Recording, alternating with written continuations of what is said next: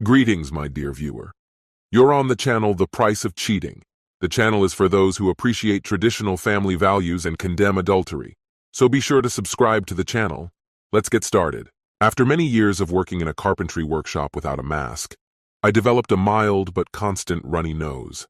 Now, I keep a box of tissues in every room of our house. My wife, Victoria, doesn't mind the tissue boxes in private areas like our bedroom or the family room. However, she absolutely hates seeing them in places where we entertain guests. Just yesterday, I was sitting in the living room, checking emails on my laptop and enjoying the faint winter sun, when Victoria walked in with a serious expression. "Anthony, that's me, Anthony Brown, 50 years old, owner of Brown Carpentry." "Yes, dear," I responded, fully aware of the unspoken rule of our 20-year marriage. The key to harmony is always ending a sentence with, "Yes, dear." It's a mantra that has kept the peace between us for years. "We need to talk," she said, in a tone that signaled a conversation I wasn't looking forward to. "Here we go." Suppressing a sigh, I braced myself, already feeling the tension rising. "What now?" I muttered under my breath, looking away. I knew this feeling all too well, like I was always just one step away from annoying her. "When and where?" I asked, predicting her response. "Right here and now," she snapped, pointing at a used tissue on the coffee table. "Look at that." I looked at her in confusion. "What's the problem?" "Don't leave tissues on the table. It'll leave a mark, and you know what moisture does to wood." Her tone stung, as if she were lecturing a child. "I work with wood every day. I don't need her reminding me what moisture does to it." Without saying a word, I headed to the workshop behind the garage. Grabbing a piece of wood, I threw it against the workbench with all my might. It shattered into two pieces, flying in opposite directions. I exhaled. It felt good. On impulse, I sketched out a design for a new coffee table. It resembled the one we currently had, but I decided to make its top from a more durable material, like plexiglass. I made a list of materials I needed and headed to the store. Working with my hands always helps clear my mind, but still, what was that all about? Victoria and I have lived in this house for over 25 years. I inherited it from my grandfather, and over the years, we expanded it, even enlarging the bedrooms for our children. And all these years, my tissues on the coffee table had never been an issue for Victoria. So why now? What's really going on? It wasn't just about the tissues. If it were, she would have raised this issue long ago and made sure it never happened again. No, this felt like something new. Something deeper that she hadn't yet voiced. But what? We were financially stable, and Victoria had never complained about lacking anything material. Our relationship was fine too, at least from my perspective. We were still as close as ever, and neither of us had ever felt neglected. We rarely argued, except for the occasional minor disagreement, and we always enjoyed spending time together and with friends. So what had changed? What was bothering her that I couldn't figure out? As I wandered the aisles of the store, picking out wood and hardware for the new table, my mind kept circling back to the situation. After loading everything into the truck, I noticed an electronics store across the street. It was still early, so I decided to go in and browse the gadgets. I walked out with a set of wireless recorders, baby monitors, and cameras. A plan was starting to form in my head. When I got home, I immediately began setting up the equipment on my old laptop. I hid a recorder in the console of Victoria's car while she was in the kitchen preparing dinner. Then, I installed a camera and baby monitor in our shared office and bedroom, hoping to catch any candid moments that might shed light on what was really going on. Dinner was quiet, until Victoria broke the silence with a deep sigh. "What's bothering you, Anthony?" Wrong question, wrong time. "You," I replied, putting my fork down. Her expression changed and she dropped her fork in surprise. "What do you mean?" she asked, clearly puzzled. "You know exactly what I mean," I said, leaning slightly toward her. "Like how you got so worked up over a tissue this morning." Her eyes widened, clearly not expecting me to bring that up. "I didn't. Let me finish talking. You were upset. You lashed out at me because you thought I ruined the coffee table. For over 10 years I've been using coasters on that table. Not once did you complain. And now suddenly it's a big problem. But I know it's not about the coasters. Over the past few months, you've been nitpicking me over every trivial matter. It's clear you're unhappy with me. I don't think I've changed. But suddenly it seems I'm no longer enough for you. It's not about me. It's about you. I've stayed the same for over 25 years, and now that's not enough anymore. So when you ask what's bothering me, the answer is simple. It's you. Victoria's fork slipped from her hand. Silent tears ran down her cheeks. Her lips parted, but no sound came out. Thanks for dinner, I mumbled, standing up from the table and heading back to the workshop, understanding that she needed space to process what I had just said. I returned to my project and continued working on the new coffee table. About 30 minutes later, her voice came through the intercom, tense and detached. I'm going shopping. No apology, no attempt to discuss further. All right, I answered indifferently. No usual words of love. When I heard her car drive away, I went into the kitchen and resumed tinkering with the electronic equipment I had been working on. Once I finished, I took out my phone and opened the location tracking app we used. She wasn't at the store, as she had said. Instead, she was in an upscale residential area, far from any shopping centers. Curious. I got into my truck and drove past the house where she was. My worst suspicions were confirmed. This address belonged to Frank Ebert, her high school sweetheart and the vice president of her department. Now I had a face to go with the name. We had been to Frank and his wife Linda's house several times for work functions, so I knew them both well, especially Linda, with her arrogant demeanor. I wondered if Linda was home now. Probably not. Parking a few houses down, I got to work on my phone. Within a few minutes, and for a small fee, I had Linda's number. I called her. As expected, the call went straight to voicemail. Like most people, she probably doesn't answer unknown numbers. I left a message. Linda, this is Anthony Brown. I need to talk to you urgently.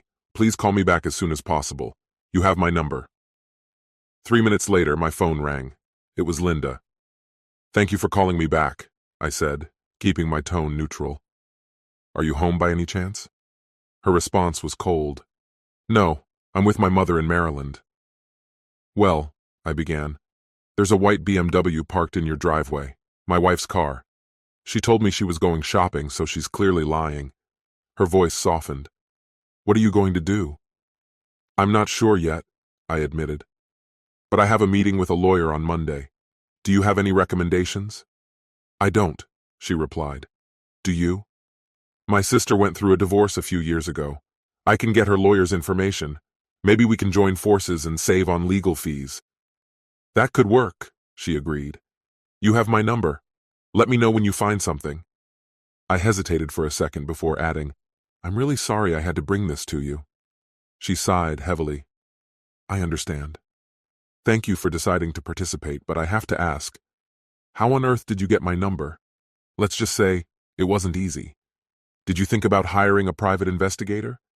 It would be nice if your neighbor could take a picture when your husband opens the door. But honestly, this is a no-fault divorce state. We just need to fill out the paperwork. No explanations required. Never thought about it. Got it. I'll let you know when I find a divorce lawyer and hear from your neighbor. Actually, I'm nearby. Why don't we meet with her together? Sounds great. I'll call her and tell her we're coming. After I hung up, I waited. 15 minutes later, a woman with blonde hair, probably around 45, approached me from across the street. We exchanged greetings, and I learned her name was Charlotte. After a short conversation, we devised a plan. Charlotte confidently walked up to the front door, rang the bell insistently, and began knocking. Frank! Frank! Open up! I backed away toward my car, and after what seemed like forever, about 5 minutes, he finally opened the door, sweaty and confused, wearing a robe. What do you want? He snapped irritably. There's been an emergency. Victoria needs to call her husband immediately. His expression shifted to shock. His face went pale. What do you mean? Who died? He mumbled, clearly trying to avoid the situation. Enough with the games, Frank. This is serious. Whose car is parked in the driveway? It's hers, isn't it? Stop pretending and bring her out. At that moment, my phone vibrated in my hand. It was Victoria, listening from a distance. I answered, and she got straight to the point without any small talk. What's going on? Who died? It's not who, but what? Our marriage. What are you talking about? I was at the store, she protested.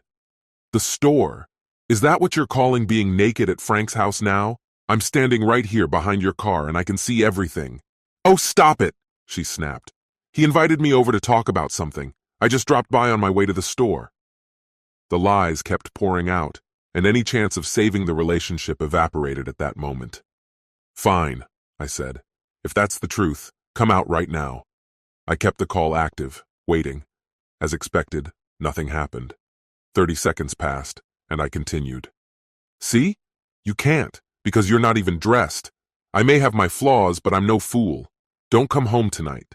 I've already changed the locks and disconnected the garage remote from your car. And when Linda gets back tomorrow, Frank will probably have to leave too. So once you're ready, you and Frank can figure out where to spend the night. Whatever you do, don't come back here tonight, I warned. While she was gathering her things, I decided to slash 3 of her tires. I was halfway through the 4th when she finally came out, muttering something to Frank. I stood up, looked at both of them, and without saying a word, crossed the street and left. By the time she got to the house, I was already outside, packing all her things into garbage bags and lining them up along the garage. I waited by the front door, arms crossed. Anthony, please let me in, she pleaded. Why? All your stuff is right there. Load it into that fancy SUV you wanted so badly and leave. You can leave the groceries if you want, but don't make yourself too comfortable. This isn't your place anymore. It's mine, she insisted. No, it's not. My name is on the deed now. My grandfather gave me this house long before you came along, I said emotionlessly. Now you need to leave. And if you don't want to be served papers at work, just give me your new address. Anthony, stop it. That's not true. Nothing happened. Nothing, I said, pulling out the papers. Then explain this. She looked confused. What are you even talking about? What are you accusing me of? Lying, I cut her off. You claim nothing happened, but I saw Frank fumbling with the door. He couldn't open it for a long time, and when he finally did, he was flushed, out of breath, and sweating in that ridiculous robe. And you rushed out as if you couldn't wait to escape. That doesn't look like nothing. I paused. So, yeah, we clearly have different perspectives on this situation. You have no proof that anything happened, she argued. Here's all the proof I need, I said, shaking the papers. Proof that we can't fix this anymore. Irreconcilable differences, isn't that what they call it? I continued. It's not just about us. You've already moved on, leaving me behind. Obviously, I'm not good enough for you anymore. Not when you've got your little fling with Frank. But here's the deal. Linda is coming back on Sunday, and on Monday, she and I are filing for divorce. I paused to let my words sink in. We have the same lawyer. We have all the evidence, photos, videos, even transcripts of your messages where you not only insult us but others as well. Accept the settlement, and we'll keep this quiet. But if you or Frank decide to fight, we'll make sure everyone sees those videos. Every last one. So pack your things. It's time to go. I went inside, shut the door firmly, and felt satisfied hearing it slam behind me. To their credit, neither Victoria nor Frank contested the divorce. They weren't foolish enough to make the situation worse. They even lived together for a while. But before the ink on the divorce papers dried, Frank caught Victoria in bed with their neighbor. They say clichés exist for a reason. They happen all the time. As Linda and I dealt with the legal aspects of our divorces, we grew closer. At first it was just friendly conversations, but after a few dates, things got more serious.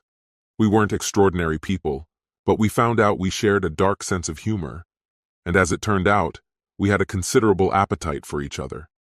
I never thought I'd be learning new tricks at my age, but Linda was thrilled when I told her that. She laughed, especially after I tried one of those tricks a year later and almost hurt my knees. She was definitely screaming then, both in the restaurant and in our bedroom. Since Linda and Frank were renting, it was easy for her to move in with me. And just like that, Frank found himself in the same situation again, having an affair with another married woman. This time, the woman's husband, a cop, found out. He gave his wife two choices: either call it rape or admit to the affair. She chose the former, and Frank disappeared without a trace. As for Victoria, after trying to reconcile with everyone she had wronged, she eventually gave up. A year later, she moved back to her hometown, and we never heard from her again. Linda's quirks weren't arrogance, they were just extreme shyness. But having 3 kids and a house full of their friends cured her of that. Every anniversary, Linda and I reassure each other that we don't have wandering eyes, and, except for the occasional shouting, well, some things do happen in the bedroom. We don't dwell on the past. This concludes the story. If you like it, then put your powerful like and subscribe to the channel.